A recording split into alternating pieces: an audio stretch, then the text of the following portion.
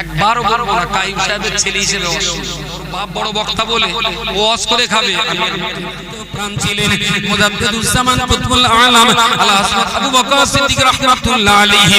জাতির জন্য তিনি নিজেকে কুরবানি দিলেন। আল্লাহর রুহুল আমিন সাহেবের মতো মানুষেরা তারা তো জাতির জন্য কুরবানি দিলেন।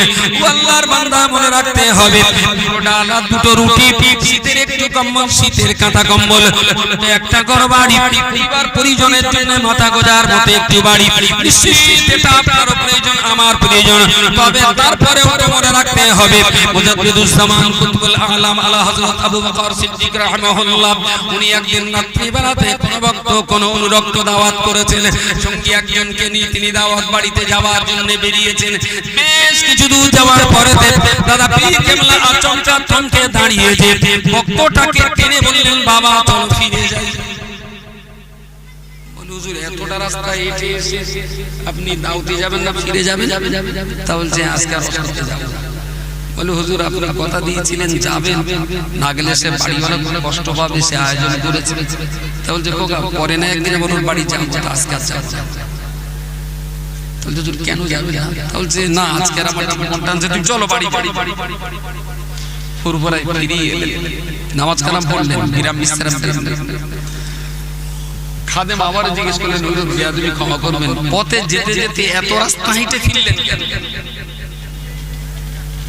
বললেন জানো প্রতিদিন দাওয়াতে যাওয়ার সময় এই একটা নিয়ত ভিতরে কাজ করে, আজকে নামাজের কথা বলবো যাতে 10টা লোক নামাজি হবে, আজকে রোজার কথা বলবো যাতে 10টা-20টা মানুষ রোজা রাখে, আজকে যে একটু কোরআন তালিমের কথা বলবো যাতে গ্রামের লোক একটু কোরআন শিখতে গিয়ে আসে, আজকে একটু দান সাদকার কথা বলবো যাতে গ্রামের বড় লোকরা গরিবদের যেন একটু দান সাদকা করে, আজকে অমুক জায়গায় ওয়াজ করতে যাব সেখানে যে আজকে একটু পর্দার কথা বলবো যাতে গ্রামের মায়েরা বিপর্দায় ঘোরাফেরা না করে।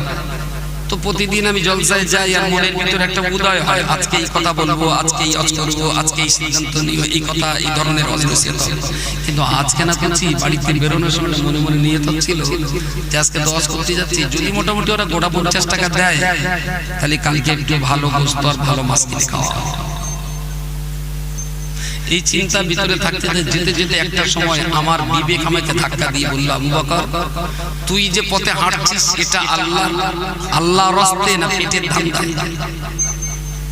আজকে তোর এই বক্তব্যটা যেখানে হবে এই বক্তব্যটা আল্লাহর রাস্তায় হবে না পেট পুজোর জন্য হবে? দাদা হুজুর কেবলা বলছেন যে আমার বিবেক আমাকে ধাক্কা মারছে। আমার মনে হলো আজকের ওয়াজ করতে যাওয়াটা আমার পক্ষে উচিত নয়, তাই মাসপাস থেকে আবু বকর ফিরে এসেছে। জোরে সোরে বলেন সুবহানাল্লাহ সুবহানাল্লাহ। কোথায় সে আবু বকর? কোথায় সে দাদা?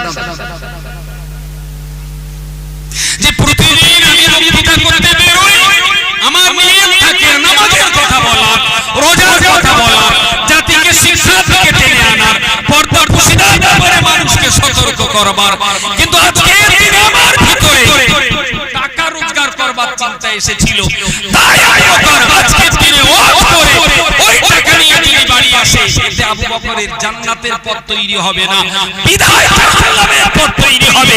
তাই আবু বকর আজকে দাওয়াত কামাই করে বাড়ি ফিরে এসেছে। জোরে বলুন সুবহানাল্লাহ। কোথায় সে আবু বকর? আমার বাপও বলে আবু বকরের ভক্ত, আমি আমিও বলি দাদা ভক্তি তো সবাই দেখায়, ভক্ত তো সবাই, কিন্তু অন্তরের ভিতরে টাকার লোভ আসলে দাউদের মাসপাস থেকে ফিরে আসার এই ভক্তি মাত্র আবু বকরের অভাব। আমি বাঙ্গুর অফিস থেকে বেরিয়েছি, আজ হঠাৎ হাবের সাহেব ভাইকে কালাম ভাইকে ফোন করলাম, কালাম ভাই যাচ্ছি তাহলে তো যারা আসবেন তা কালেকশন তো বিরাট খারাপ, আসুন দেখি গোটা 50 টাকা জোগাড় করিস, হয়তো আপনার দোকান মাতিনির গাড়ি আর আমির কাছে পথ চেনবে বলে মনে হয় 50 টাকায় আমির কাছে চেনা যায়। আস্তাগফিরুল্লাহ আল্লাযী লা ইলাহা ইল্লা হুয়া। এই ধর্ম স্বভাব, এই দ্বীনের স্বভাব, ইসলামের স্বভাব, ইসলামের স্বভাব।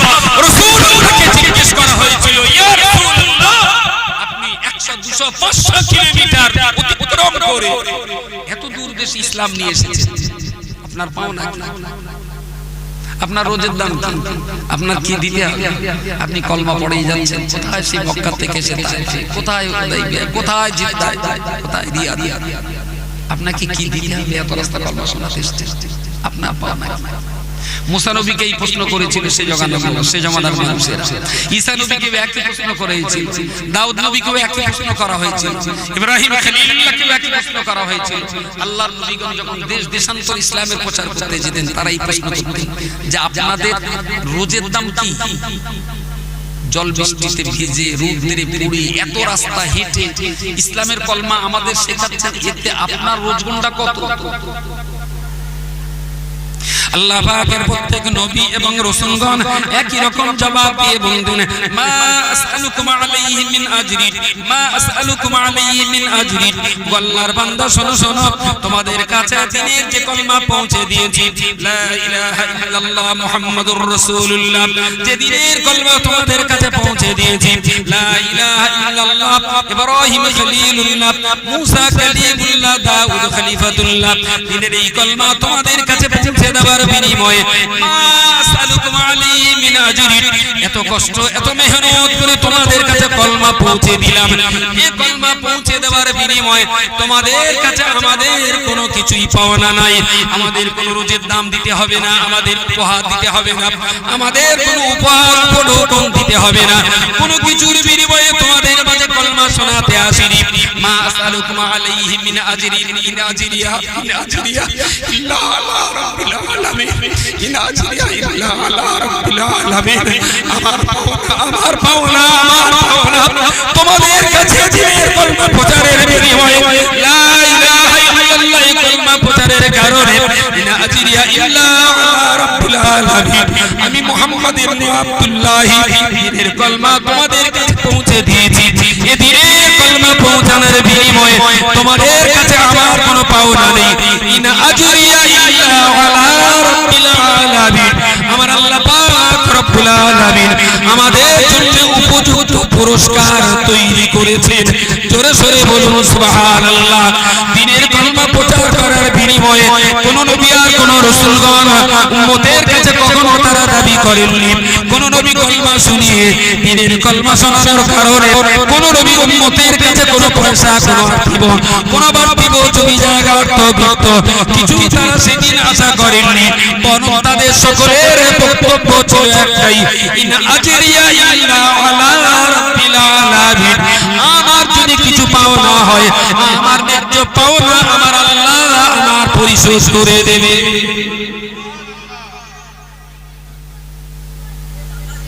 খুব লজ্জা লাগে যখন পড়ি না আল উলামা ও ওয়ারাসাতুল আমবিয়া, আলেমরা হলেন নবীদের ওয়ারিস, তখন যেন ভিতরে যন্ত্রণা হয়,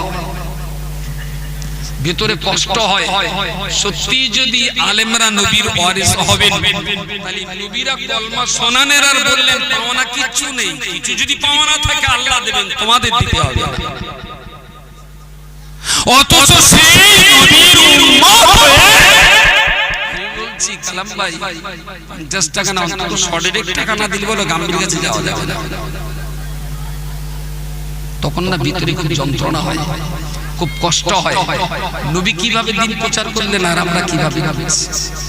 আমি আবার আপনাদেরকে বলছি, গ্রামে 3000 মানুষ আছে, তার ভিতর থেকে এই 1.5 মানুষকে আল্লাহ কেন নির্বাচন করলেন? কেন? সম্ভবত আপনার উপর আল্লাহর কিছু দায়িত্ব আছে, আপনার কিছু দায়িত্ব আছে। দায়িত্বটা কি? গ্রামের সবাইকে নামাজের দিকে ডাক দেওয়া, গ্রামের সব বাচ্চাগুলোকে স্কুলে পাঠানোর ব্যবস্থা করা, গ্রামের সব বাচ্চাগুলো কোরআন শিখবার ব্যবস্থা করা। আমি একবারও বলবো না সমস্ত বাচ্চা হাফেজ আবুল কালাম সাহেবের কাছে দিতে হবে। আমি বলছি ভাই আপনার যেখানে পছন্দ হয়, যার পছন্দ হয়, তার কাছে দিয়ে আপনার বাচ্চাটাকে কোরআন শেখান, আপনার বাচ্চাটাকে নামাজের তালিম দিন, আপনার বাচ্চাটাকে পিতামাতার সেবা করতে শেখান, আপনার বাচ্চাটাকে বড়কে সম্মান করতে শেখান, আপনার বাচ্চাটাকে ছোটকে স্নেহ করতে পারে, আপনার বাচ্চাটা স্কুল কলেজ ইউনিভার্সিটি মাদ্রাসা মসজিদ মক্তবে পড়ে যেন ভালো মানুষ তৈরি হতে পারে। তার জন্য এই দায়িত্বটা শুধু হাফেজ আবুল কালাম সাহেবের একার, এই দায়িত্বটা গ্রামবাসী আপনারা যারা এসেছেন আপনাদের সবার। সবার দায়িত্ব বাচ্চাগুলো দিন শিখুক, বাচ্চাগুলো স্কুলে যায়, বাচ্চাগুলো সত্যিবাদী হোক, বাচ্চাগুলো নীতি ও আদর্শবান তৈরি হোক। গ্রামের বুড়ো মানুষটা সন্ধ্যাবেলা তাসের আড্ডায় না বসুক, তারা মসজিদে বসে দিনের শিক্ষাটা গ্রহণ করুক। নওজওয়ান যুবক ছেলেরা রাত 8টার পরে এখানে সেখানে আড্ডা না দিয়ে মসজিদ কিংবা মাদ্রাসায় বসে একটু দিনের কলমা কালামটা শিখুক। গ্রামের মায়েরা বোনেরা বেটিরা তারাও একটা সময় মসজিদে মাদ্রাসায় মক্তবে যেখানে সেখানে হোক না কেন সেখানে তাদেরকে দিনের কিছু তালিম দেওয়া হোক। সম্ভবত এই দায়িত্বগুলো আপনাদের উপরই বর্তায়। তাহলে গ্রামের 3000 লোকের ভিতরে সবাই বলতে আল্লাহ আপনাদের পড়ার এখানে আনলেন কেন? মনে হচ্ছে গ্রামের ভিতরে तमाम দুনিয়ার মানুষের ভিতরে মুসলমানরা যখন নির্বাচিত, গাম্ভীর গাছের ভিতরে বোধহয় আপনারা কজনে নির্বাচিত আল্লাহর পক্ষ থেকে যে গ্রামটাকে ভালো জায়গায় আনতে হবে। 12 বছর 13 বছরের বাচ্চা যদি দৈনিক 7টা করে তেরঙ্গা খায়, বাচ্চাটার ভবিষ্যৎ কোথায়? 9 বছরের বাচ্চা যদি দৈনিক ডলে, এই বাচ্চাটার ভবিষ্যৎ কোথায়? 7-8 বছরের ছেলে পিলে 9-10 বছরের ছেলে পিলে যদি স্কুল থেকে ড্রপ আউট হয়ে সারাদিন যদি বম করে ঘুরে, এই বাচ্চাগুলোর ভবিষ্যৎ কোন জায়গায়? সুতরাং আমাদের গ্রাম আমাদেরকে সুন্দর করতে হবে, আমাদের মহল্লা আমাদেরকে ভাবতে হবে। আমরা সবাই মিলে যদি একটু একটু করে ভাবি, ইনশাআল্লাহ গ্রামে সব বৃদ্ধ মানুষগুলো নামাজি হবে, সব বাচ্চারাই কোরআনের তালিম পাবে, সব মেয়েরাই মাথায় হিজাব পরে যাবে, সব মায়েরাই গালিগালাজ বন্ধ করবেন। একটা সুন্দর গ্রাম তৈরি হবে। আমি মরণের সময় হাসতে হাসতে কবরে যাব, আল্লাহকে বলতে পারবো, আল্লাহ আমার গাম্ভীরগাছি গ্রামটাকে আমি শিক্ষিত, ভদ্র, নামাজি, আল্লাহওয়ালা মানুষদের হাতে গাম্ভীরগাছি গ্রাম রেখে দিয়ে আমি কবরে এসেছি। আল্লাহ তুমি আমার গাম্ভীরগাছি গ্রামটাকে কিয়ামত পর্যন্ত দিনের উপরে প্রতিষ্ঠিত করে রেখে দিও। বলুন সকলে সুবহানাল্লাহ। এই চিন্তাটা সবাই না করুন, অন্তত আপনারা যারা এসেছেন আমি বিশ্বাস করি আল্লাহ আপনাদেরকে পছন্দ করেছেন বলেই এখানে হাজির করিয়েছেন। দায়িত্বটা আপনাদের নিতে হবে। ত্রুটি বিচ্যুতির জন্য আমি ক্ষমা চেয়ে নিচ্ছি। অনেকটা সময় বাসগুলো পচা নষ্ট করেছি, তার জন্য ক্ষমা চেয়ে নিচ্ছি। আপনারা এসেছেন, আল্লাহ আপনাদেরকে ভালো রাখুন, সুস্থ রাখুন, নিজেরাও পড়ুন, বাচ্চাদের পড়ান, স্ত্রীকেও পড়ান, নাতি নাতনিদের পড়াশোনার পথে অগ্রগতির পথে সহযোগিতা করুন। আর আজকে আমার স্নেহধন্য মুফতি সাহেবের বড় ছেলে মাওলানা আবু সাঈদ, তিনি বক্তব্য রাখবেন। আমি একবারও বলবো না কাইম সাহেবের ছেলে হিসেবে আমার কথা বলা যায়, ঝাঁটার বাড়ি মারি আমি পরিচয়। যদি আবু সাঈদের বক্তব্যে কোরআন হাদিস থাকে তাহলে শুনবেন, তাহলে এখানে ঘন্টা কাটা না দিয়ে দেবেন। পরিষ্কার কথা, ওর বাপ বড় বক্তা বলে ও ওয়াজ করে খাবে, কিছু মাথায় গেছে নাকি? ওর নামিয়ে দেবেন স্টেজ থেকে, আমি আপনাদের ওয়েলকাম জানাবো। যদি কোরআন হাদিসের কথা হয় তাহলে শুনতে দোষটা কি ভাই?